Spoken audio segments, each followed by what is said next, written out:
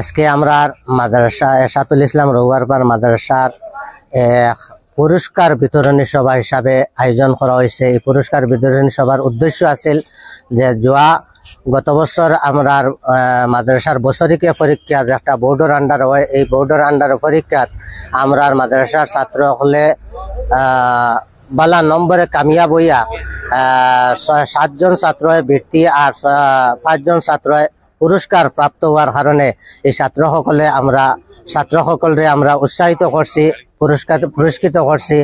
আর এই হিসাবে আজকের মাহফিল করা হয়েছে। এই মাহফিলের জরিয়তে আমি আমার কমিটি বা অঞ্চলস্থ মুরব্বিয়ান দানদাতা সকলের শুকরিয়া আদায় করি।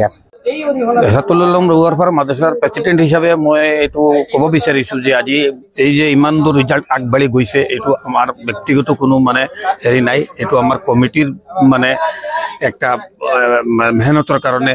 যেতিয়া কমিটিত আমাৰ ইকবাল সাহেব আছে, মৌলানা ইকবাল সাহেব, গোটেই কমিটিৰ মেহনতৰ কাৰণে আমি ইমান আগবাঢ়ি গৈ আছোঁ।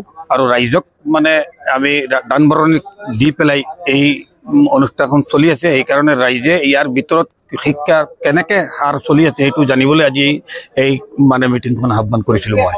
নিশ্চয় আপোনালোকে জানে এৰশাদুল ইছলাম ৰৌয়াৰপাড় মাদ্ৰাসা এইবাৰৰ বছৰিকীয়া পৰীক্ষাত বিশেষভাৱে সক্ষম হৈছে আৰু পৰীক্ষাৰ ৰিজাল্ট ফলাফল মাশাআল্লাহ বহুত ভাল হৈছে। বিগত দিনতকৈ আৰু দুখোজ আমি আগবাঢ়ি আহিবলৈ সক্ষম হৈছোঁ। আমাৰ হুজুৰসকল শিক্ষকসকলৰ মেহনত আৰু পৰিশ্ৰমৰ কাৰণে এই সফলতা আমি ল'ব পাৰিছোঁ।